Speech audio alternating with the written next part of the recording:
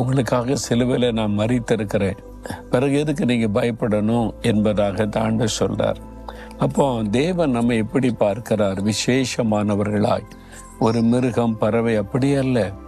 சிலர் சொல்லுவாங்க அடுத்த பிறவியில் நான் மாடை பிறப்பணும், நாயை பிறப்பணும், கோழியை பிறப்பணும் என்பதாக. அப்படிலாம் ஒரு பிறப்பு கிடையாது. மனுஷன் அவங்க தான் சிருஷ்டிப்பிலே சிகரம். மனிதனுக்குள்ள தான் ஆத்மா இருக்கு, மிருகத்துக்கு ஆத்மாலாம் கிடையாது. அதனால மனுஷன் இன்னொரு மிருகமாவோ பறவையோ பிறக்க போறதெல்லாம் இல்லை. அது சில தவறான நம்பிக்கைகள் பரவி விட்டது.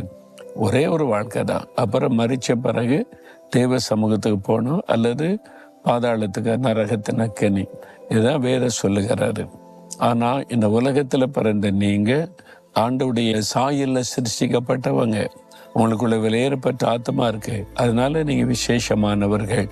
தேவன் நம்மை விசேஷமானவர்களாய் பார்க்கிறார்.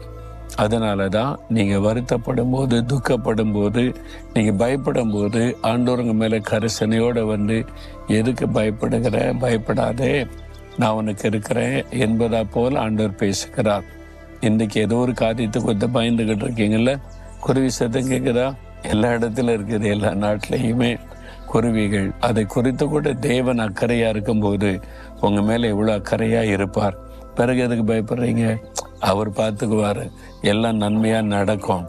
நீங்கள் சோர்ந்து போகாமல், ஆண்டவரே நான் விசேஷமானவன், விசேஷமானவள், உம்முடைய பார்வையில் நான் விசேஷமாக இருக்கிறவங்களுக்கு ஸ்தோத்திரம், துதிச்சு சந்தோஷமாக இருங்க. அவர் எல்லாத்தையும் நடத்துவதை, அற்புதம் செய்வதை நீங்கள் பார்ப்பீங்க.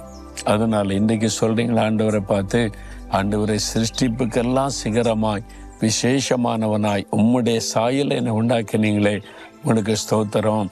என் மேலே இவ்வளவு அக்கறையாக இருக்கிறீங்களே, உங்களுக்கு ஸ்தோத்திரம். என் காரியத்தெல்லாம் நீங்கள் பார்த்து கொள்வீங்க, நான் இனி பயப்பட மாட்டேன். அப்படி சொல்லி பாருங்களேன், உடனே ஒரு தைரியம் வரும், மகிழ்ச்சி வரும், பயமெல்லாம் விலகும். உங்களுடைய வாழ்க்கையில் அற்புதம் நடப்பதை பார்ப்பீங்க. சொல்கிறீங்களா ஆண்டவரை பார்த்து, ஆண்டவரே என்னை விசேஷமானவனாய் நீர் உருவாக்கி இருக்கிறீர், அதற்காய் ஸ்தோத்திரம். உம்முடைய சாயல்ல என்னை சிருஷ்டித்தீர், ஸ்தோத்திரம்.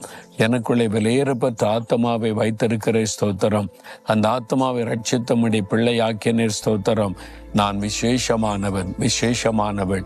என்னை எதை குறித்து பயப்பட மாட்டேன். நீங்கள் பார்த்து கொள்வீங்க, நீங்கள் அற்புதம் செய்வீங்க. இன்றைக்கு இப்போ என் வாழ்க்கையில் ஒரு அற்புதம் நடக்கும். நான் அதை விசுவாசிக்கிறேன், அற்புதத்தை எதிர்பார்க்கிறேன். இயேசு கிறிஸ்துவின் நாமத்தில் ஆமென்.